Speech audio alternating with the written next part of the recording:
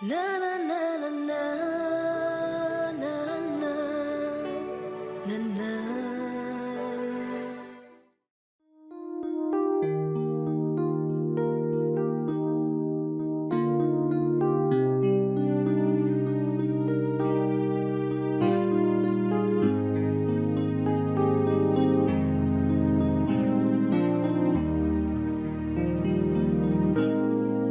Oh, je t'adore, ces mots te sont réservés. Ma vie et tout ce que je fais, de tout mon cœur, oh, je t'adore. Oh, je t'adore, ces mots te sont réservés. Ma vie et tout ce que je fais, de tout mon cœur, oh, je t'adore. Vers toi seul, j'élève mes mains. Vers toi seul, j'élève ma voix. À toi seul, je donne tout mon cœur. J'offre ma vie et je t'adore. Oh, je t'adore, ces mots te sont réservés. Ma vie et tout ce que je fais, de tout mon cœur, oh, je t'adore. Oh, je t'adore, ces mots te sont réservés.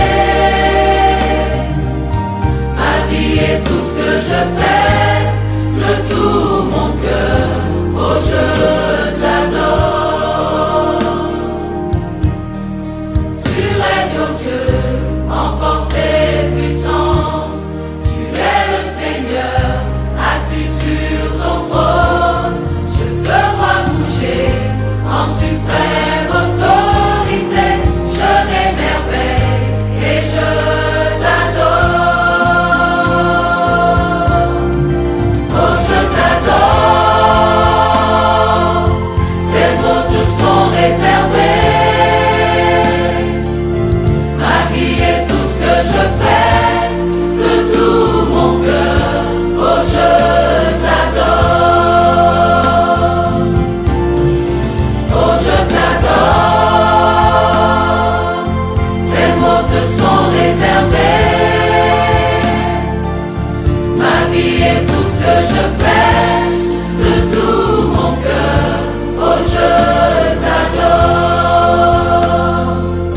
Ma vie et tout ce que je fais, de tout mon cœur, oh, je t'adore. Ma vie et tout ce que je fais, de tout mon cœur, oh, je t'adore.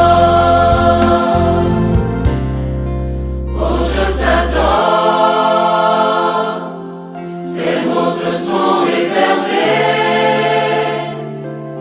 Ma vie et tout ce que je fais, de tout mon cœur, oh, je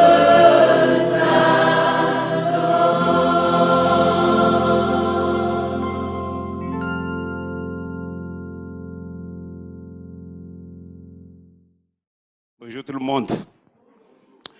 Ce matin, j'ai béni l'Éternel qui a permis encore que je sois devant vous pour vous parler et donner cette petite exhortation ce matin. Et je remercie aussi le pasteur Anaclet qui m'a fait cette confiance. Je me représente ici comme en tant que fils dans la maison de son père. Et ce matin, tu as bien fait d'être dans la piscine de Siloé.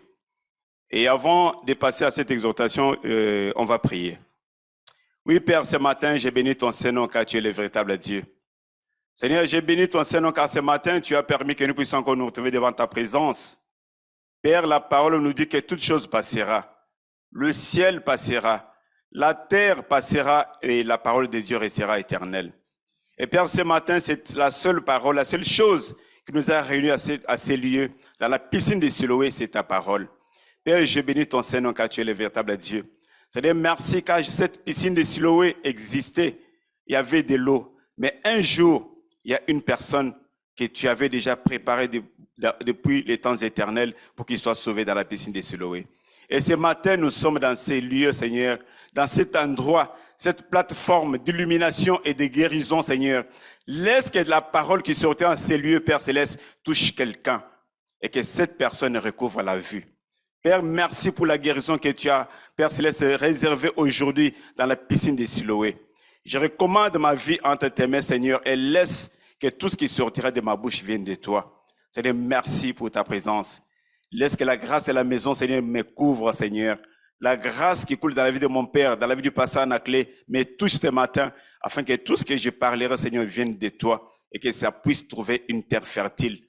Cette terre qui était déjà sèche, stérile, qui n'avait plus de vie, et que ta parole amène la vie aujourd'hui. Sois béni, sois couronné de gloire. Au nom de Jésus, nous t'avons ainsi prié. Amen. Bien-aimés, ce matin, j'ai béni l'Éternel qui a permis que nous puissions nous retrouver dans la piscine de Siloé. Et j'aimerais aborder un thème que j'ai intitulé « Être au bon endroit, au bon moment est un acte de la foi ».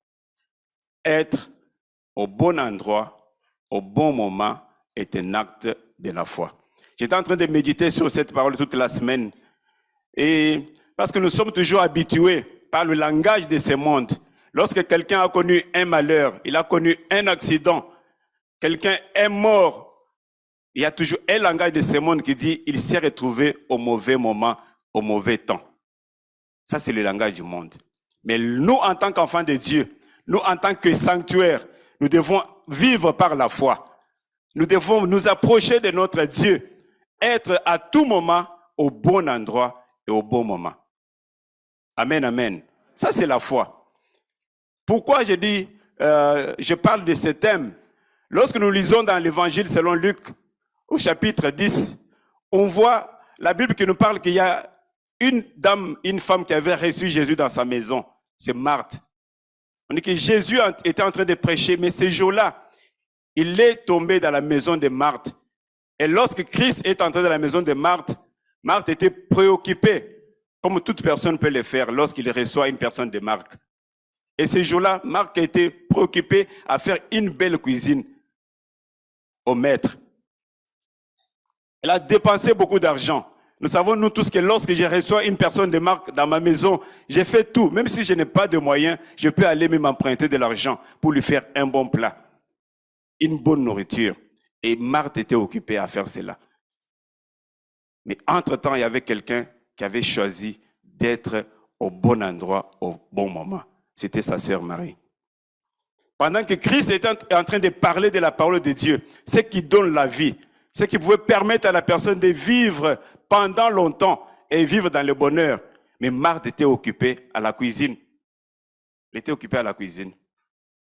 Et à un certain moment, elle était débordée. Elle est venue toucher Christ pour lui dire, Seigneur, est-ce que tu trouves normal? Comment tu peux rester indifférent pendant que je suis occupé, moi-même à la cuisine? Je suis seul, mais ma sœur est là, à côté de toi.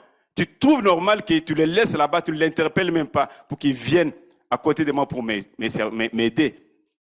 Christ, il lui dit Marthe, il appelle 2 fois, il y a Marthe, Marthe, écoute-moi bien, écoute-moi très bien.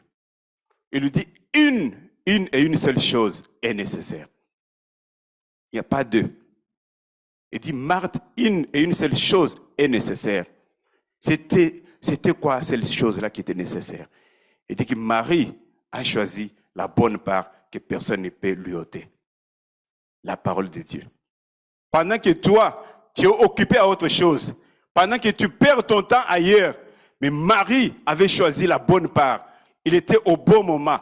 Il avait choisi, il avait fait un bon choix de rester à côté des maîtres pour écouter la parole de Dieu. C'est ce qui pouvait lui donner la vie. Mais Marthe était occupée à autre chose, aux choses de ce monde, les choses passagères. Mais Christ, sa nourriture, c'était de faire la volonté de son Père. Amen, amen. Amen, amen. Nous allons lire les passages de Matthieu chapitre 12, versets 9 à 13. Matthieu 12, versets 9 à 13. La Bible nous dit ceci. Étant parti de là, Jésus entra dans la synagogue et voici, il s'y trouvait un homme qui avait la main sèche. Il se trouvait un homme dans la synagogue avec la main sèche. Ils demandèrent à Jésus, est-il permis de faire une guérison les jours de sabbat? C'était afin de pouvoir l'accuser. Il leur répondit, lequel d'entre vous, s'il n'a qu'une brebis et qu'elle tombe dans une fosse les jours du sabbat, ne la saisira pour la retirer? La dimension pastorale. Lequel de vous, s'il n'a qu'une seule brebis qui tombe dans une fosse les jours de sabbat, ne la saisira pour la retirer? Combien un homme ne vaut-il pas plus qu'une brebis? Il est donc permis de faire du bien les jours de sabbat. Alors il dit à l'homme, étends ta main. Il l'étendit et elle devint saine comme l'autre. Bien aimé, ici, Christ est dans le temple. Lui, le maître du sabbat. Ces ignorants ici, ces pharisiens, ils lui posent la question pour lui demander comment toi tu peux venir aujourd'hui. Nous savons qu'à tout moment que tu entres dans la synagogue, dans le temple, lorsque tu viens pour rencontrer l'homme, c'est pour faire le miracle, c'est pour les sauver, c'est pour les guérir. Mais aujourd'hui, c'est le jour du sabbat. Est-ce qu'il est permis que tu viennes aujourd'hui pour venir guérir les gens, pour venir sauver les gens? Ces ignorants, ils avaient oublié que c'est lui le maître du sabbat. Amen, amen. Ils avaient oublié que c'est lui le maître du sabbat. Est-ce qu'il est permis que tu viennes aujourd'hui pour sauver les gens? Que tu viennes dans la piscine du Siloé aujourd'hui pour toucher les âmes, pour délier les gens qui étaient liés, qui étaient dans les liens, qui étaient en prison. Est-ce que c'est permis? Christ leur dit, il est permis, il est donc permis de faire du bien les jours de sabbat. La dimension pastorale n'a pas de limite. Amen, amen. Alors, à travers ces passages, j'aimerais quand même que nous puissions tirer deux principes importants, très, très importants ici. Le premier principe, c'est le choix de l'endroit. Le choix que tu fais, là où tu dois te positionner, là où tu dois être. Lorsque tu cherches un miracle, lorsque tu veux que la main de Dieu te touche, où est-ce que tu te positionnes? Où est-ce que tu te mets? Dans quelle posture du cœur? Les choix à faire. Le choix est très important, bien-aimé, dans la vie. Quel est le choix que tu fais? Cet homme qui avait la main sèche, bien-aimé, il n'était pas parti dans le temple pour attendre Jésus. Il ne savait pas que Jésus passera par là ces jours-là. Il n'y avait pas un rendez-vous particulier, il n'y avait pas d'affiche. On n'avait rien affiché pour dire ces jours-là, Christ va passer par là. Cet homme n'était pas parti, mais il avait fait un choix pour aller au temple. Retour au temple. Le seul endroit, le bon endroit où il devrait se trouver à ce moment-là, c'était le temple. Et ces jours-là, cet homme, il est parti au temple. Pourquoi il était parti au temple? C'est parce qu'il s'est souvenu. Il s'est souvenu de quelques paroles qu'il avait entendues de la parole de Dieu, que nous allons lire dans le livre de 2 Chroniques. Je vais demander à Fred de lire 2 Chroniques chapitre 6. Il peut commencer au verset 24 à 27. Il s'est souvenu de ces paroles-là. C'est ce qui a fait que ce monsieur, il avait souffert longtemps avec sa main sèche. Il est parti voir le médecin. Il a posé des questions aux scientifiques pour savoir pourquoi sa main était sèche. Pourquoi la main était sèche. Pourquoi il n'y avait plus de vie. Et le médecin était prêt pour amputer sa main. Pour que cette personne perde une partie de son corps.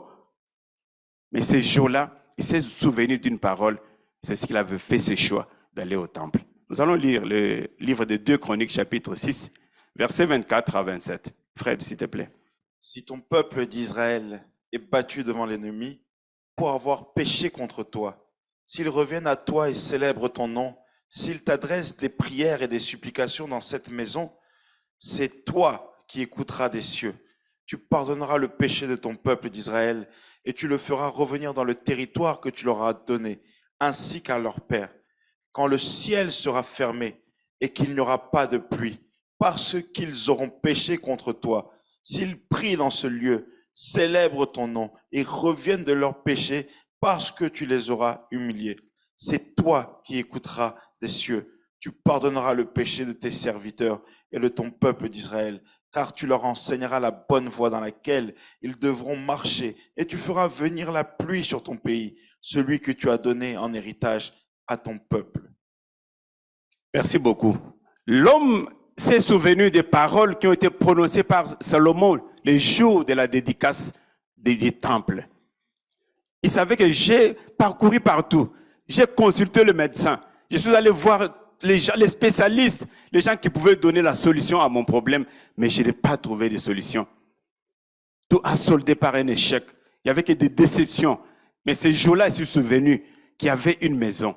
Et dans cette maison, Salomon avait prié, dit Seigneur, toute personne qui viendra dans cette maison, toute personne qui mettra ses pieds dans la piscine de Siloé, toute personne qui viendra poursuivie par les ennemis, Seigneur, dans les sanctuaires, que cette personne retrouve la vie. Et même si le ciel sera fermé, même quand il n'y aura plus la pluie, même s'il y aura la misère, la famine, mais lorsque ton peuple retournera vers toi, se retrouvera au bon endroit ces jours-là, Seigneur, écoute la prière et que la pluie tombe ces jours-là. Amen, amen. Et cet homme, il était parti par la foi, l'acte de la foi. Il s'est retrouvé au temple par la foi ces jours-là. Et cet homme n'avait plus d'espoir, bien aimé, il avait tout perdu par rapport à cette maladie. Et cette maladie, il n'avait plus de solution. Et la seule solution qu'il avait ces jours-là, c'est de bouger vers le temple, aller dans les sanctuaires. Je ne sais pas, lorsque toi tu es accablé par des problèmes, quel est ton premier choix? Quelle est ta priorité? Tu penses à quoi? Quel est le premier choix que tu fais? J'ai fait quel choix lorsque je suis accablé par les problèmes? Je pense à ma famille qui a beaucoup de moyens. Il y a beaucoup de médecins dans ma famille. Je pense que voilà, j'ai mon frère, ma soeur, un médecin. Ou bien tu vas au temple. Est-ce que tu vas dans les sanctuaires? Amen, amen. Donc cet homme était vraiment, le seul endroit où il devait partir, c'était au temple. Et c'est au temple que Christ est venu le trouver. Cet homme ne savait pas que Christ viendra là-bas. Mais le jour où Christ est arrivé, il a trouvé cet homme là-bas. Tu dois choisir, faire le choix. Un bon endroit où Christ peut te trouver. Lorsqu'il arrive, il vient, il va te localiser à cet endroit-là. Tu dois regarder, tu dois investir dans ton cœur, tu dois évaluer dans ton cœur. Où est-ce que toi tu te positionnes pour que Christ, lorsqu'il arrive, pour déposer les miracles dans la piscine de Siloé, qu'il puisse te localiser, savoir là où tu te retrouves, spirituellement et physiquement. Amen, amen. C'est très important. Et nous, lorsque nous lisons le livre des psaumes 122, au verset 1er, David dit, je suis dans la joie quand on me dit, allons à la maison de l'Éternel. Lorsque je pars dans la maison de l'Éternel, lorsque je pars dans la piscine de Siloé, comme tu es venu ce matin, tu n'es pas venu par pression, tu n'es pas venu par l'habitude, parce que c'est le samedi, on doit aller dans la piscine de Siloé. Mais David était déjà content, il avait la joie. Il poussait que ce jour-là, le samedi de la piscine de Siloé, s'approche pour que j'aille là où Christ va me localiser, pour pouvoir me délier, pour pouvoir me délivrer, pour pouvoir briser les liens familiaux et les liens héréditaires. David était content d'aller dans la maison de l'Éternel. Et c'est là que cet homme s'est retrouvé. Et lorsque Christ est arrivé, on a commencé à lui poser des questions. Mais lui ne savait pas que Christ était venu pour lui ces jours-là. Mais heureusement qu'il avait fait un bon choix de se retrouver à cet endroit-là. Amen, amen. Il faut savoir faire les choix, bien-aimés. Et lorsque tout va mal dans nos vies, lorsque notre morale est en berne, lorsque nous touchons les fonds, il y a des moments où tu touches les fonds, tu sens que c'est fini, je n'ai plus d'espoir. Tu as contacté tout le monde, personne ne t'a donné la solution. Mais lorsqu'on touche les fonds, lorsqu'on ne sait plus rien faire, lorsque tout devient impossible, le seul choix qui te reste, c'est de retourner dans le temple, dans le sanctuaire. C'est ça le seul choix. C'est d'aller là-bas. C'est là que Christ va te localiser. Dans le sanctuaire. Dans la vie communautaire. Amen, amen. Et cet homme s'est retrouvé là-bas. Là. Et on va parler de deux personnes. Deux personnes qui avaient fait un bon choix. Il y en a beaucoup dans la Bible, mais j'ai choisi seulement deux personnes. La première personne, c'est Daniel. Dans le livre de Daniel, chapitre 6, verset 10. La Bible nous dit ceci. Lorsque Daniel sut que le décret était écrit, il se retira dans sa maison, où les fenêtres de la chambre supérieure étaient ouvertes dans la direction de Jérusalem. Là, il y avait le temple que Salomon, là où Salomon avait prié. Il dit que il se retira dans sa maison, où les fenêtres de la chambre supérieure étaient ouvertes dans la direction de Jérusalem. Et 3 fois le jour, il se mettait à genoux, il priait, il louait son Dieu comme il le faisait auparavant. Bien-aimé, lorsque Daniel a su, le décret, c'était quel décret?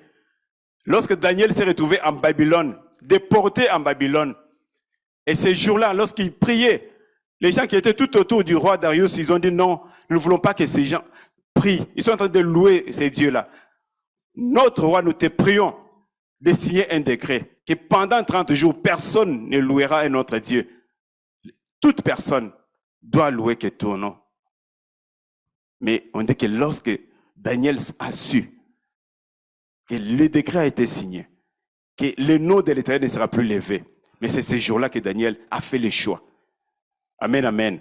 Je ne sais pas dans la vie, des fois lorsque tu es accablé par des problèmes, lorsque tu sais que ta vie est attaquée par les démons, lorsque la vie de tes enfants est attaquée par les démons, comment tu te positionnes? Quel est le choix que tu fais? Quelle est la posture que tu prends? Quelle est la décision que tu prends? Daniel, ces jours-là, lorsque moi, je ne peux pas trahir ces dieux-là, je ne peux pas trahir le système. Et que Daniel a ouvert la fenêtre. Et sa fenêtre, regardez, vers Jérusalem. Là, il y avait le temple. Mais comme il avait la foi, il savait que lorsque je regarde vers Jérusalem, là, il y avait le temple de Salomon. Lorsque je vais prier, comme le temple a été déjà dédié pour ces dieux-là, je sais que l'Éternel entendra ma parole. On dit que Daniel, malgré le décret du roi, il est en train de prier. Il louait ces dieux-là 3 fois par jour, comme il le faisait auparavant. Tu avais commencé avec la vie de prière. Tu priais à la maison. Est-ce que tu le fais encore? On dit que comme il le faisait auparavant, il a tourné son regard vers Jérusalem, vers le sanctuaire, vers le temple, vers la vie communautaire.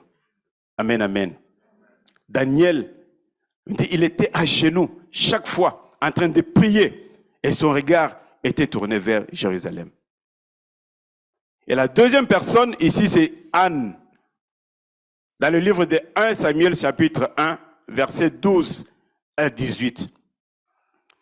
La Bible nous dit ceci. Comme elle restait longtemps en prière devant l'Éternel. Anne, c'est qui Anne? C'est quelqu'un qui était comme cet homme qui avait la main sèche. Anne était restée dans un mariage. Le ventre était fermé. Il n'y avait pas de maternité. Il n'arrivait pas à mettre au monde. Et sa rivale était là, en train de se moquer d'elle. Elle se moquait d'Anne. Matin, midi, soir. Elle en avait marre. Mais ce jour-là, Anne a fait le choix. Elle a quitté la maison. Elle est partie dans le temple. Elle a bougé. Anne est partie dans le temple. C'était le bon moment. C'était le bon endroit où il devait se retrouver. Là-bas, dans le temple. Et la Bible nous dit ceci. Comme elle restait longtemps en prière devant l'Éternel, Élie observa sa bouche. Anne parlait dans son cœur et ne faisait que remuer les lèvres. Lorsqu'à un certain moment, bien-aimé, lorsque les problèmes t'ont accablé, tu verras quelqu'un en cours de route en train de se parler tout seul. Des fois, on pense que c'est un fou. Il n'est pas fou, mais accablé par des problèmes. Il a cherché des solutions, il n'en a pas trouvé. Mais à cause de la souffrance, de la difficulté, tu vas trouver la personne en train de se parler toute seule. Il se demande où est-ce qu'il va trouver la solution. Et Anne était dans cette posture. Mais cette posture, Anne était où? Mais dans la maison de l'Éternel, devant Dieu, le maître de tout, son créateur, la source de sa vie. Et Anne était là, en train de parler. On dit, Élie observa sa bouche, à distance. L'homme de Dieu a regardé. La vie, Anne en train de bouger, de parler toute seule. Elle a dit, mais qui est cette femme? Mais pourquoi elle est venue ici? Qu'est-ce qu'elle est venue chercher? Et Anne parlait dans son cœur et ne faisait que remuer les lèvres. Mais on n'entendait point sa voix. Élie pensa qu'elle était ivre. Bien aimé, à un certain moment, il faut être ivre pour la gloire de Dieu. Tu dois être ivre. Élie pensait qu'elle était ivre. Et il lui dit, jusqu'à quand seras-tu dans l'ivresse? Fais passer ton vin. Il dit, pourquoi?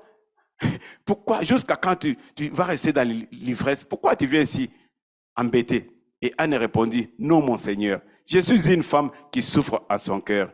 Et je n'ai bu ni vin, ni boisson enivrante, mais j'ai répandu mon âme devant l'Éternel. Bien-aimé, à un certain moment, prends le courage de répandre ton âme devant l'Éternel. Lorsque tu es accablé par des problèmes, lorsque tu sais que devant toi, il n'y a pas de solution, et la seule solution, c'est ce Dieu-là. Viens dans sa présence, répands ton âme devant l'Éternel avec des paroles qui sortent du fond de ton cœur. Et ce Dieu-là ne te laissera jamais. Amen, amen. Ne t'abandonnera jamais. Ne que je suis en train de répandre mon âme devant l'Éternel. Ne prends pas ta servante pour une femme pervertie, car c'est l'excès de ma douleur et de mon chagrin qui m'a fait parler jusqu'à présent. L'excès de ma douleur. Lorsqu'il y a excès, mais combien de fois tu peux rester dans la distraction pendant que tu as l'excès de la douleur, l'excès de la souffrance, mais tu es dans la distraction. Tu passes à côté. Tu fais des mauvais choix. Mais Anne, ces jours-là, avait fait un bon choix de se retrouver au bon endroit. Amen, amen. Elle s'est retrouvée là-bas. Excès de la douleur et de mon chagrin qui m'a fait parler jusqu'à présent. Élie reprit la parole et dit, va en paix et que le Dieu d'Israël exauce la prière que tu lui as adressée. Bien-aimé, lorsqu'on se retrouve dans la présence de Dieu, lorsqu'on répand nos cœurs, notre âme devant ces dieux-là, lorsque l'excès, ça montre que, Seigneur, je dépends de toi. En dehors de toi, il n'y a point d'autre Dieu. Dieu voit que non, tu dépends de lui. C'est ainsi que l'homme de Dieu, il s'est mis debout, il a dit, vas-y. Il dit que la prière, que le Dieu d'Israël exauce la prière que tu lui as adressée. La Bible continue et dit, elle dit que ta servante trouve grâce à tes yeux. Et cette femme s'en alla. Elle mangea et son visage ne fut plus le même. Bien aimé, cette femme ne mangeait plus à cause de la moquerie de sa rivale, à cause de la moquerie de sa belle famille. Les gens peuvent aujourd'hui t'attaquer, mais qu'est-ce que tu amènes dans cette famille? Qu'est-ce que tu fais dans cette famille? Qu'est-ce que tu apportes dans cette famille? Mais cette femme ne mangeait plus. Elle avait du chagrin. Des fois, lorsqu'on a le chagrin, le visage a changé de couleur. Tu peux avoir 40 ans, mais lorsqu'on regarde ton visage, c'est quelqu'un de 70 ans, de 80 ans, à cause de la souffrance, à cause du chagrin. Tu peux avoir 25 ans, mais lorsque les gens te regardent, mais ton visage affané, tu as vieilli vite, une vieillesse anticipée. Pourquoi? Parce que tu es accablé par des problèmes. On dit que cette femme ne mangeait pas. On dit que son visage était rempli de chagrin. Mais ces jours-là, lorsqu'il a répandu son âme devant l'Éternel, lorsqu'il a rencontré l'homme de Dieu dans le sanctuaire, on dit que cette femme est retournée à la maison, elle a commencé à manger et son visage n'est plus resté le même. Amen, amen. Tu dois te lever pour prier, bien-aimé. Lève-toi, s'il te plaît, on va prier. On va prier. Tu as fait un bon choix de te retrouver au bon endroit dans la piscine de Siloé ce matin. Tu dois prier, tu dois te demander, Seigneur, je suis dans ta présence. Seigneur, localise-moi. Ces jours-là, Jésus est venu localiser cet homme qui avait la main sèche dans le temple. Tu dois prier. Tu dis, Seigneur, je suis dans ta présence. Localise-moi. Tu sais ce qui est dans ton cœur. Tu dois prier. Parce que c'est lui notre sanctuaire pastoral. Et lorsqu'il descend dans le sanctuaire, c'est pour te localiser et pour t'apporter tout ce que ton âme désire. Tu dois élever ta voix. Tu dois prier. Tu dois, Seigneur, localise-moi. Je suis dans ta présence. Je suis dans la piscine de Siloé. Je suis dans le temple. Je suis retourné comme ces messieurs qui avaient la main sèche et retourné. Élève ta voix et prie. Demande à ce que Dieu te localise là où tu es. Oui, Père, j'ai béni ton Saint-Nom car tu es le véritable Dieu. Père, merci pour ta présence. Merci pour ta grâce. Ce matin, nous sommes dans la piscine de Siloé. C'est-à-dire, merci car ta main est là, Seigneur. Tu es en train de nous localiser là où nous sommes maintenant dans la piscine de Siloé. Dans ta présence, Seigneur. Comme ces jours-là, tu as localisé ces messieurs qui avaient la main sèche dans le temple. Père, ce matin, localise tes enfants, Seigneur. Étends ta main, Seigneur. Descends, Seigneur, aujourd'hui dans la piscine de Siloé. C'est-à-dire, merci car tu es le véritable Dieu. Père, nous te célébrons car tu es le maître de temps et des circonstances. Père, ce matin, nous sommes là dans ta présence éternelle des armées. Père, localise-nous. Seigneur, localise-nous, Seigneur Dieu Tout-Puissant, Père. Père, nous sommes au bon endroit. C'est ici où nous devons nous retrouver ce matin, Seigneur, Père. Père, nous te célébrons car tu es le véritable Dieu, Père. Sois célébré et sois couronné de gloire. Sois honoré car tu es le véritable Dieu. Seigneur, reçois l'honneur, reçois la louange, reçois la magnificence car tu es le véritable Dieu. Nous sommes dans ta présence éternelle des armées, Père. Père, je te prie ce matin, éternel, que le visage de tes enfants change, éternel des armées. Que nos visages ne restent pas le même. Que nos visages ne restent pas remplis de chagrin. Que nos visages ne restent plus remplis de la douleur. Père, ce matin, rajeunis-nous, Seigneur, au nom de Jésus. Seigneur, localise ton enfant. Seigneur, localise tes enfants, Seigneur, ce matin, Père. Seigneur, change nos visages. Seigneur, enlève le chagrin dans nos cœurs. Seigneur, enlève la douleur aujourd'hui, car nous sommes là dans ta présence. Sois béni, sois couronné de gloire. Sois élevé, car tu es le véritable Dieu. Seigneur, merci pour ta grâce. Seigneur, merci pour ta présence. Nous te célébrons, car tu es le maître de temps et des circonstances. Sois célébré et sois couronné de gloire. Seigneur, merci, car tu es là, Seigneur, pour nous localiser, afin d'enlever le chagrin, Seigneur. Père, aujourd'hui, Père, je te prie au nom de Jésus. Père, change nos visages. Change nos visages ce matin, Seigneur.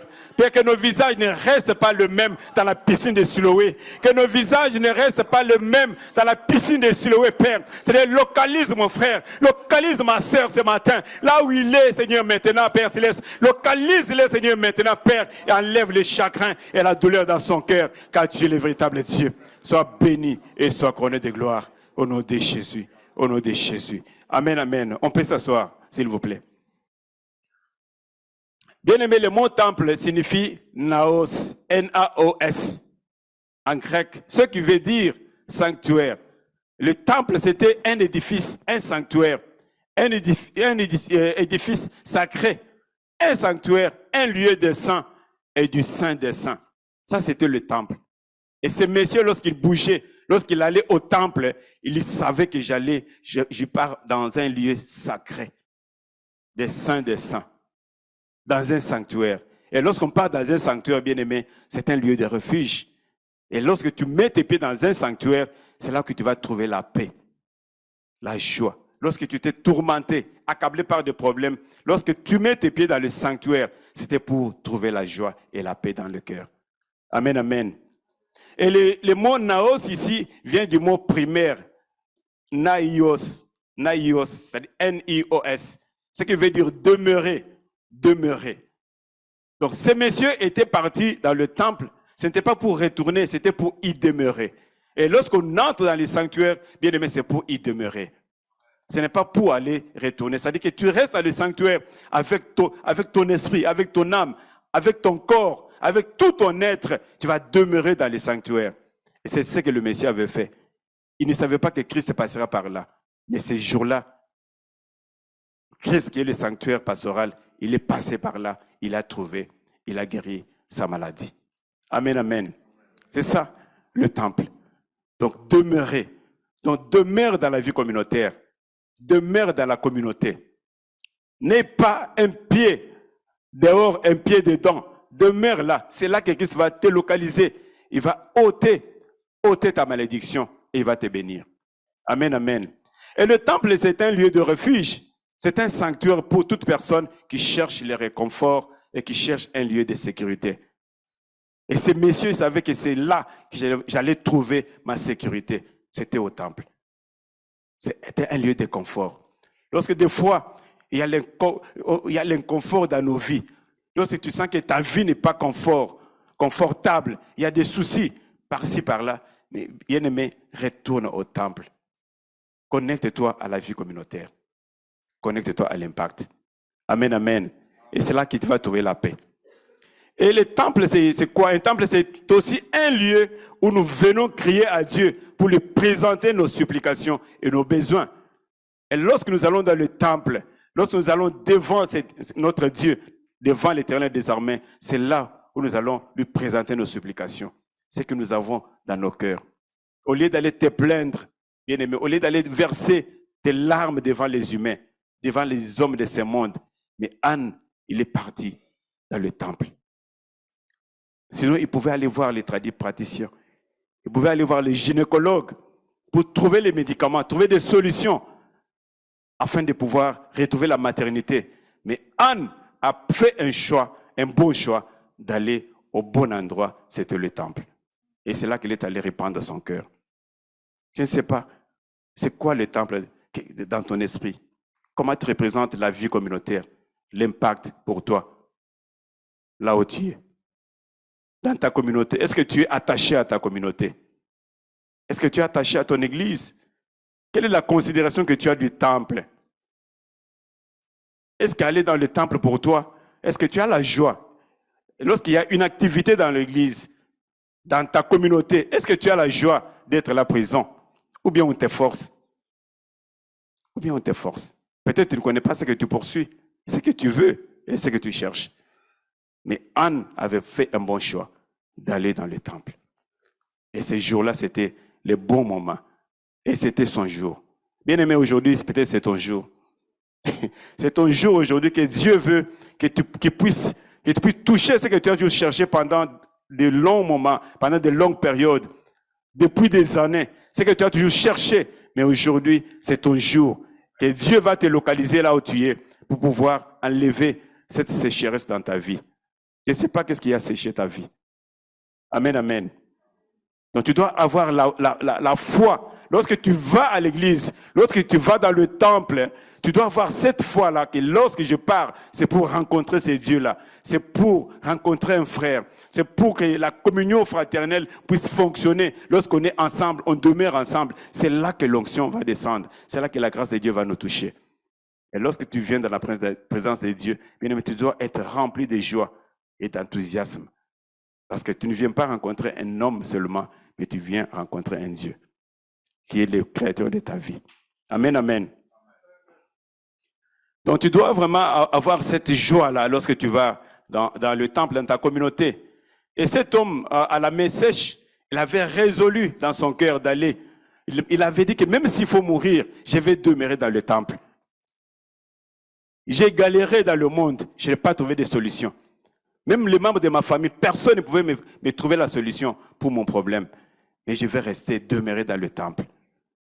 Même s'il faut mourir, étant malade, mais je pars là-bas. Lorsque je vais écouter la parole. Pourquoi? Parce qu'à l'époque, au temple, on était en train seulement de lire la parole de Dieu, l'Ancien Testament. On mettait là, on lisait du matin au soir. Et ce monsieur, il est allé pour écouter la parole de Dieu en boucle, du matin au soir. Il a demeuré là-bas. Et c'était son jour où Christ devrait passer par là. Amen, amen. Nous allons nous lever pour prier.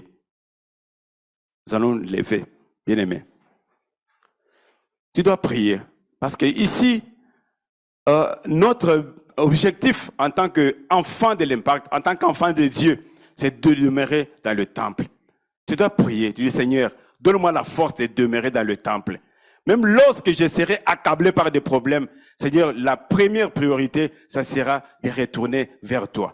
Tu dois élever ta voix, tu dois prier, Seigneur, aide-moi, donne-moi la force. Je refuse de m'éloigner du temple. Je refuse de me séparer de ma communauté. Mais je reste et je demeure dans ma communauté. Tu dois élever ta voix, tu dois prier pour cela. Oh Père, j'ai béni ton Saint-Nom ce matin. Père, je te bénis car tu es le véritable Dieu. Seigneur, merci car la parole nous dit qu'il est doux et agréable pour les frères de demeurer ensemble. Lorsqu'on demeure ensemble dans ta présence, Seigneur, c'est là que la bénédiction tombe. C'est là que ta grâce, que l'huile d'onction tombe pour nous toucher, Seigneur. Père, nous, ce matin, nous sommes dans ta présence. Ce matin, nous te bénissons car tu es le véritable Dieu. Seigneur, reçois l'honneur, la louange et la magnificence. Père, je refuse, Père, de me séparer, Père, du temple qui est ta présence, qui signifie ta présence. Je refuse de m'éloigner de toi, Seigneur, Père. J'aimerais demeurer dans ta présence. Seigneur, à tout moment que je serai accablé, à tout moment que je serai, Père Céleste, que je toucherai les fonds, Seigneur, à tout moment qu'il n'y aura plus de solution, Père. Seigneur, le seul, Père, c'est choix à faire, Seigneur, de devenir, d'être au bon endroit, c'est dans ta présence, Seigneur. Père, ce matin, je te bénis car tu es le véritable Dieu. Père, je te lève car tu es le véritable Dieu, Père. Père, je m'approche de toi. Père, je m'accroche, Père, à la vie communautaire. Je reste dans ta présence, Seigneur Jésus, Père. Seigneur, donne cette force à mon frère frère, à ma sœur, que ta présence soit dans sa vie, Père céleste. Père, tout esprit de rébellion,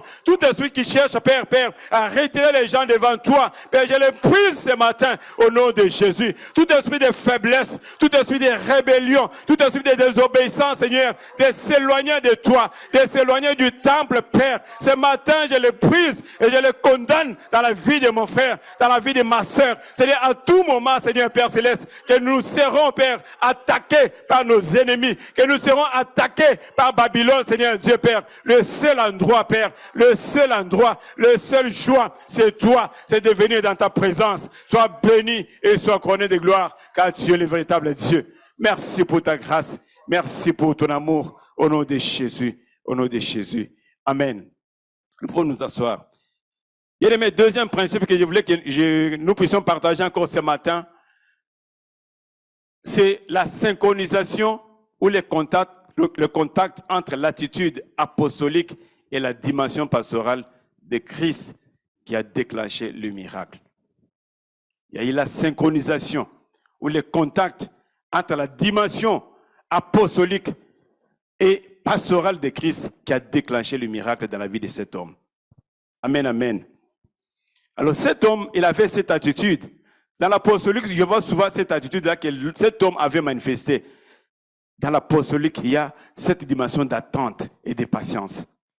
Un apôtre, c'est quelqu'un qui doit toujours écouter la voix de Dieu avant de pouvoir fonctionner, avant de pouvoir bouger, avant de pouvoir mettre quelque chose en place.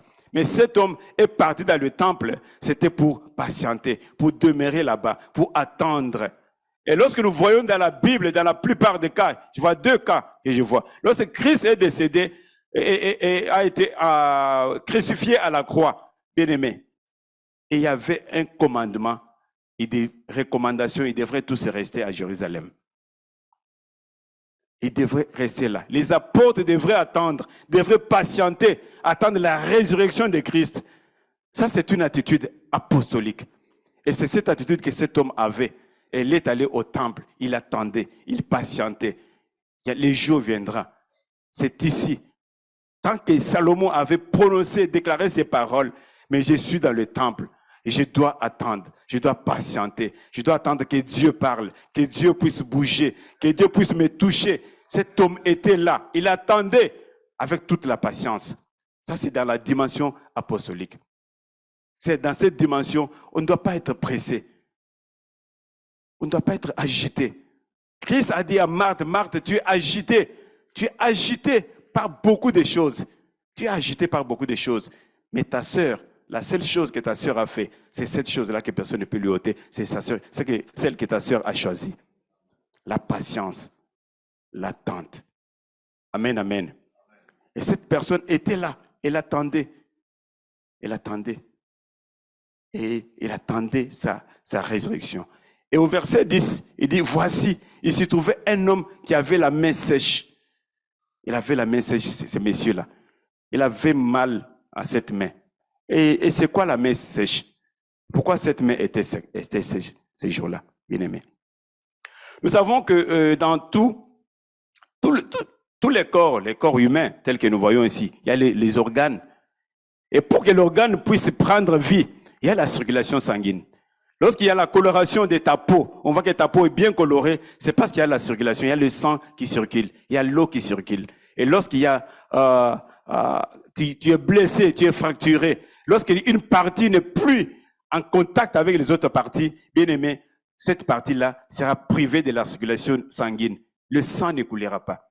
Et c'est ce qui est arrivé à cet homme. La main sèche. Sa main était sèche plutôt. Et le corps vit que lorsque le sang circule à l'intérieur et que chaque organe est bien servi. Pour que chaque organe soit bien servi, il faut qu'il y ait cet assemblage-là. Le corps doit être ensemble. Ensemble.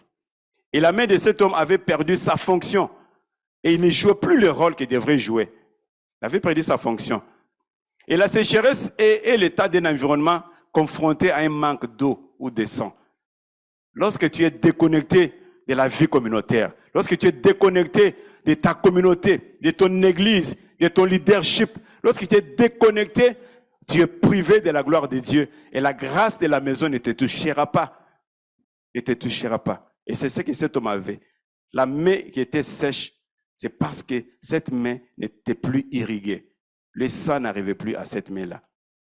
Et dans le cas de ces messieurs, sa main était privée de la circulation sanguine. Il était déconnecté de tout contact avec le reste du corps.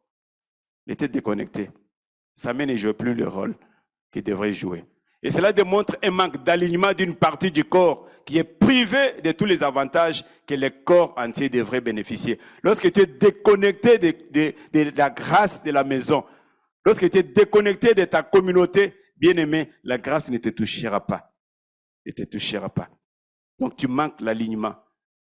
Et la main vivait une vie de souffrance, un manque, un déficit énorme, parce que non seulement elle ne remplissait plus son rôle en tant que main, mais aussi elle était privée de la vie, elle était morte complètement. Lorsque tu es déconnecté de la communauté, de la vie communautaire, bien aimé, non seulement tu n'as plus d'avantage, mais tu es déjà mort spirituellement. Tu peux venir à l'église, mais lorsque tu n'es pas au bon endroit, ton esprit n'est pas là. Mais tu es assis sur la chaise, juste pour remplir la chaise, mais ton esprit n'est pas au bon endroit. Amen, amen. Et la main sèche symbolise ce qu'on appelle dans le langage médical, lorsque la main est sèche, tu vas trouver quelqu'un, la main est devenue comme un morceau de bois. Ça s'appelle la gangrène. C'est que cette main-là, les tissus sont pourris. Pourquoi? Parce qu'ils sont restés longtemps déconnectés, non irrigués. Le sang ne passe pas par là. Il y a des patients, quand tu vas lire sur la gangrène, tu vas voir, il y a des patients à l'hôpital. Tu vas trouver le morceau, son pied ici est déjà sec, comme un morceau de bois. Pourquoi? Parce qu'il est resté longtemps, cette partie n'était plus irriguée.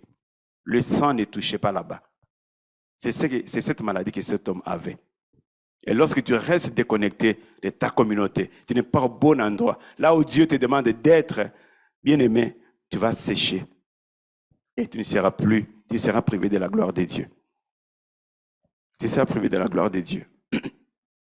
Et dans le livre de 2 Timothée, chapitre 2, verset 17, la Bible dit ceci. Je commence au verset 16. Évite les discours vains et profanes, car ceux qui les tiennent avanceront toujours dans l'impiété.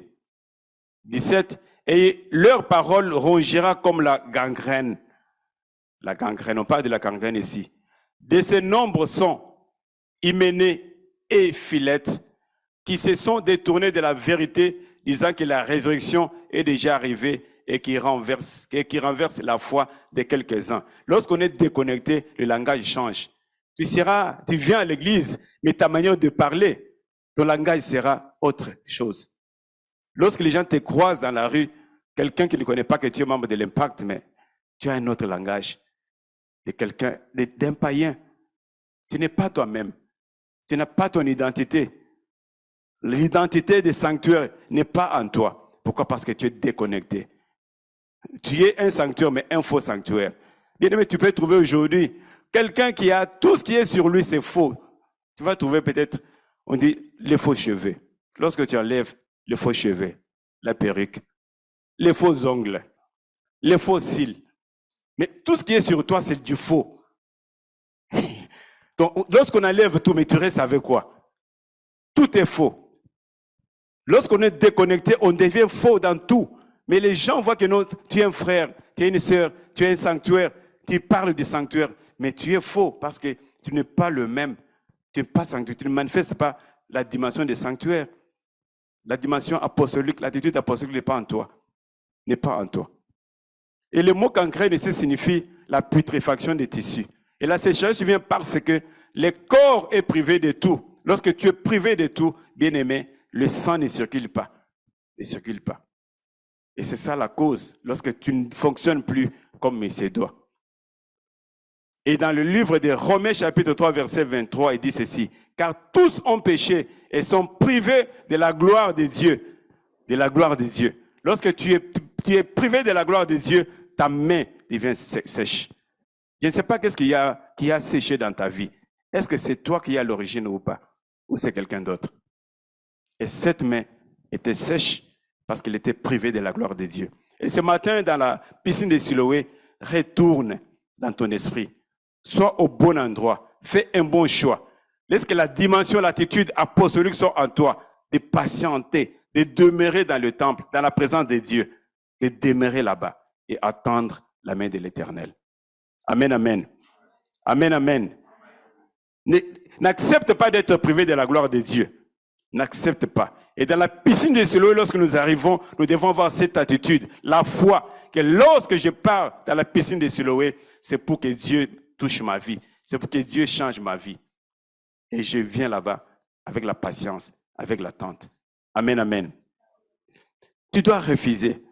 Tu dois refuser de te déconnecter de ta communauté, de ta foi, de ta dimension apostolique. Tu dois refuser d'être faux en toi, d'être véritable sanctuaire, d'avoir cette identité en toi, et que je suis une entité, et tu le manifestes partout où tu vas.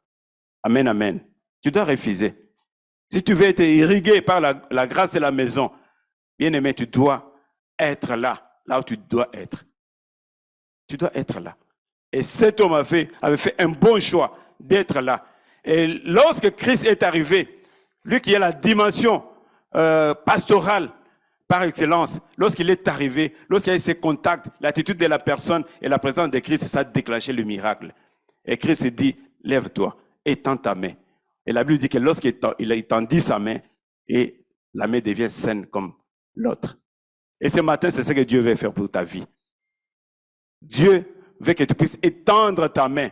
Je ne sais pas qu'est-ce qui a séché dans ta vie. Peut-être ce sont tes études. Tu lis les cahiers toute la nuit. Mais lorsque tu te réveilles le matin pour aller faire un examen, et c'est comme si tu n'avais pas préparé. Ça, c'est la sécheresse. Tu fais les affaires, les gens t'ont donné de l'argent. Ils ont ajouté de l'argent plusieurs fois pour que tu puisses aller de l'avant. Mais rien n'avance. C'est toujours des pertes sur pertes. Tu as fait tout ce que tu veux faire. Même au travail, avec toutes les compétences que tu as, mais ce sont les autres qui sont promus. Mais toi, tu restes toujours. Ça, c'est la sécheresse. Mais ce matin, il y a quelqu'un qui vient te rencontrer. Quelqu'un qui vient déclencher un miracle dans ta vie. C'est celui-là qui veut arrêter ta sécheresse. Je ne sais pas qu'est-ce qui a séché dans ta vie. Je ne sais pas qu'est-ce qui a séché. Est-ce que c'est la relation dans ta famille, la relation avec ta femme, avec ton mari, bien-aimé? Est-ce que tu es vraiment au bord du divorce? Tu veux tout mettre, divorcer, mettre tout par terre. Tu veux abandonner ton affaire. Ce que tu faisais, j'en ai marre. J'ai tout fait, ça n'avance pas. Mais ce matin, j'ai dit à quelqu'un qu'il y a une personne qui vient te rencontrer ce matin. C'est lui qui veut terminer cette sécheresse dans ta vie. Tu dois le croire. Tu dois avoir cette foi-là, d'être au bon endroit, au bon moment. Et ce bon moment, c'est maintenant, là où tu es maintenant. Et cet endroit où tu es, dans la piscine de Siloé, toi qui m'écoutes, bien-aimé, c'est Dieu qui vient te rencontrer ce matin.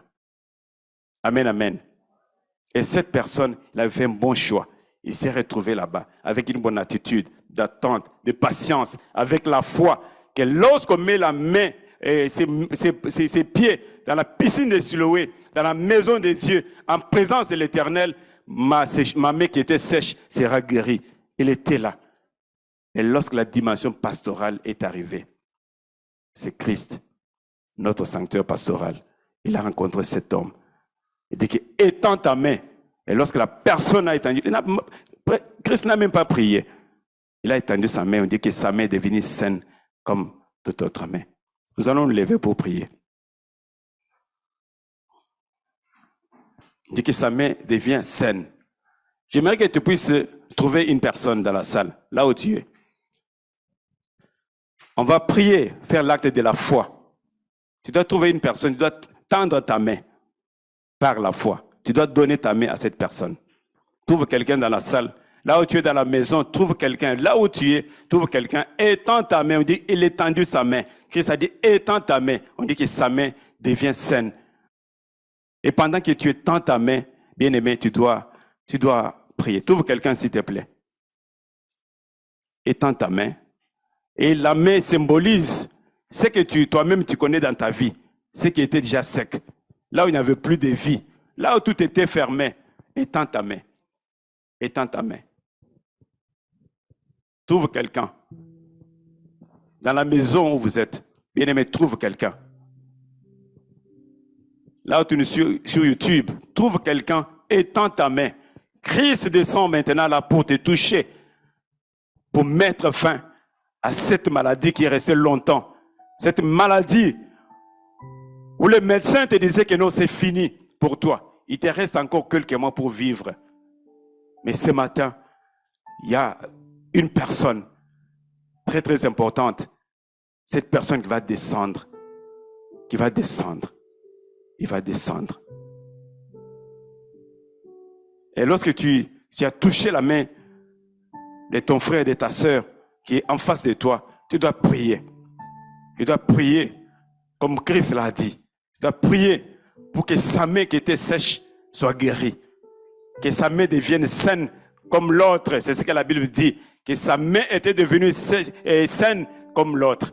Tu dois prier que j'aimerais que tu deviennes normal dans ta vie professionnelle, dans ta vie physique, dans ta vie familiale. Tu dois prier. Tu dois prier. Si c'est ton mari que tu as tenu à la main, ou si c'est ton mari, ou si ta femme, si ton enfant, si ton frère, tu dois prier par la foi. Parce qu'il y a cette dimension, cette synchronisation entre la dimension pastorale et la dimension apostolique. Et Christ va opérer des miracles. Tu dois prier par la foi. Tu dois déclarer que la sécheresse qui était dans la vie de la personne qui est en face de toi, que cette sécheresse, ça s'arrête maintenant au nom de Jésus. Tu dois prier par la foi. Par Christ descend. La main que tu touches ton frère et ta sœur, ce n'est pas ta main, mais c'est la main de Jésus. C'est lui qui descend ce matin. C'est lui qui descend. Tu dois élever ta voix, tu dois prier. Tu dois prier par la foi. Tu dois déclarer que cette maladie s'arrête maintenant au nom de Jésus. Oui, Père, merci car tu es le véritable Dieu. Je bénis ton Saint-Nom, Père. Je te glorifie car tu es le maître de temps et des circonstances. Seigneur, merci car nous sommes là, Seigneur, dans ta présence maintenant, éternelle. Seigneur, merci car ce matin, Seigneur, cette main qui était sèche depuis des années, Père, ce matin, elle devient saine. Elle devient saine ce matin. Je le déclare au nom de Jésus. Dans la vie de mon frère, dans la vie de ma soeur. Père, ce matin, je te prie, Seigneur Jésus. Père, touche sa main maintenant. Que sa main devienne saine. Que sa main devienne propre, Seigneur Père. Oh Seigneur, merci car tu es le véritable Dieu. Là, il y avait la sécheresse dans la maison. Là où, Seigneur, il y avait des conflits où les diables voulaient amener le divorce. Père, je déclare ce matin, Seigneur, je déclare à ce lieu, Père Céleste, maintenant, que la paix de Dieu descende au nom de Jésus. Je te remercie pour ta grâce. Je te remercie pour ton amour. Père, ce matin, je te bénis car tu es le véritable Dieu. Je te étends ta main, Seigneur. Étends ta main, Père. Je déclare, Seigneur, maintenant, je déclare la guérison physique. La guérison physique au nom de Jésus. Ce qui était sec dans ta vie, reprenne vie maintenant au nom de Jésus. Reprenne vie maintenant au nom de Jésus. Merci car tu es le véritable Dieu. Sois béni, sois couronné de gloire. Sois élevé, Seigneur Jésus. Père, je déclare maintenant la vie. Je déclare la vie, Seigneur. Que tout ce qui était sec maintenant, Père, reprenne vie maintenant au nom de Jésus. Seigneur, merci pour l'intelligence. Seigneur, merci pour la sagesse. Seigneur, merci pour la promotion. Seigneur, merci pour la guérison physique et spirituelle. Je le déclare au nom de Jésus. Oh, sois béni car tu es le véritable Dieu. Seigneur, merci pour ta présence. Seigneur, merci pour ton amour. Père, je déclare maintenant que nous sommes à cet endroit de la piscine de Siloé, Seigneur. Que nous déclarons, Seigneur, Père, nous déclarons la vie. Nous déclarons la vie, la restauration des couples, la restauration des familles, Seigneur, la restauration des relations, Seigneur, Père Céleste. Nous te célébrons car tu es le véritable Dieu. Oh, merci pour ta grâce. Seigneur, merci pour ta grâce. Seigneur, descends encore maintenant ce matin. Descends encore, éternel des hommes, restaure la vie. Restaure le couple, Seigneur. Restaure les relations. Restaure le business. Restaure la foi. Là où il n'y avait plus de foi, Seigneur, je déclare ce matin, Seigneur, merci, car la foi revient. La foi est revenue, Seigneur, ce matin au nom de Jésus. Oh, Seigneur, merci pour la guérison. Nous le déclarons au nom de Jésus. Nous déclarons la guérison, Seigneur, ce matin, Père. Nous déclarons la guérison, Seigneur, maintenant, éternel des amens. Père, je déclare, Seigneur, Père, la restauration, Père Céleste, dans toutes les couches de la vie. sur le plan socio-économique, Seigneur, je déclare la restauration. Là où il y avait la sécheresse, là où il n'y avait plus de pluie, Seigneur, là où le ciel était fermé, Père, je déclare la pluie du printemps maintenant dans la vie de chaque membre, Père, dans la vie de chaque saint, de toute la personne qui a mis ses pieds dans la piscine de Siloé ce matin, Père. Oh, sois béni, sois connu de gloire, car tu es le véritable Dieu. Oh Seigneur, merci pour ta présence. Merci pour ta présence, Seigneur. Sois célébré. À ce matin, tu restaures les corps. Tu restaures les corps, Seigneur. Là, il y avait la stérilité ce matin, Père. Père, je déclare de Tout-Puissant la vie. Je déclare la vie au nom de Jésus. Oh, merci pour la puissance de la résurrection. Sois célébré, sois connu de gloire. Père, nous te célébrons, Père. Père, ce matin, Père, nous te célébrons. Lorsque tu descends au milieu de ton peuple, Père Céleste, les aveugles voient. Ceux qui n'avaient pas, Père Céleste, de vue, ceux qui ne pouvaient pas voir, Père, je déclare maintenant la vue. Qu'il recouvre la vue dans la piscine de Siloé. Qu'il recouvre la vue dans la piscine de Siloé, Seigneur. Oh, merci pour la restauration sur le plan socio-économique. Père, c'est lui qui cherchait le mariage.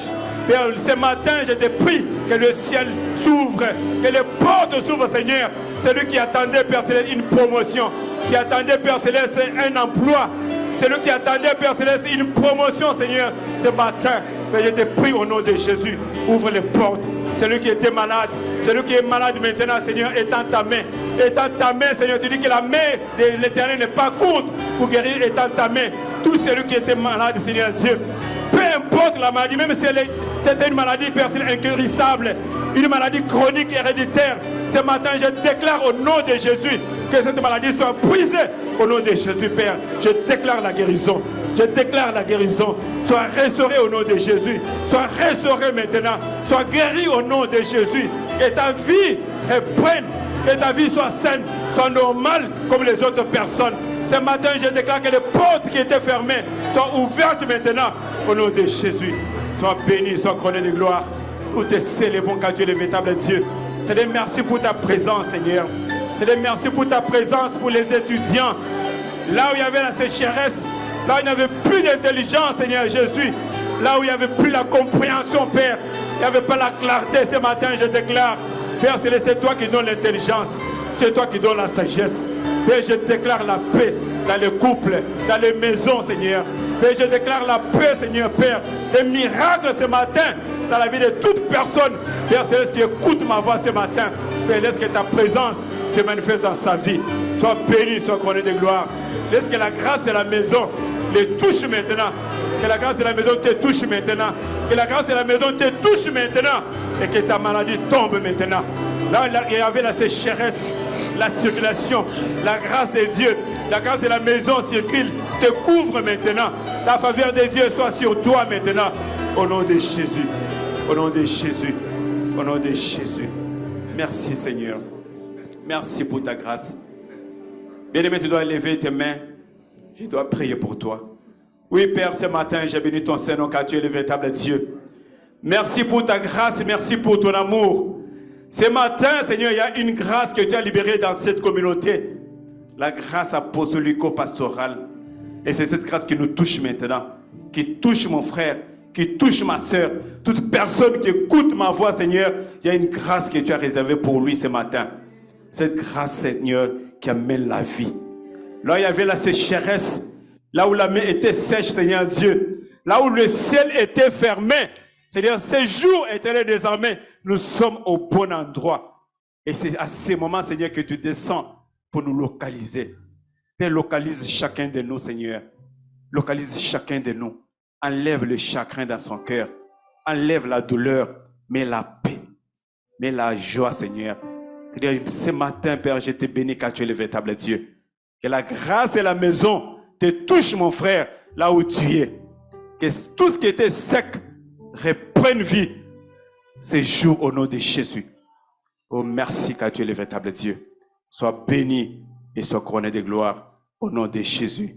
J'ai ainsi prié et nous disons tous gloire et louange à toi, Seigneur Jésus. Gloire et louange à toi, Seigneur Jésus. Amen. Amen. Que Dieu vous bénisse. Acclamons le Seigneur.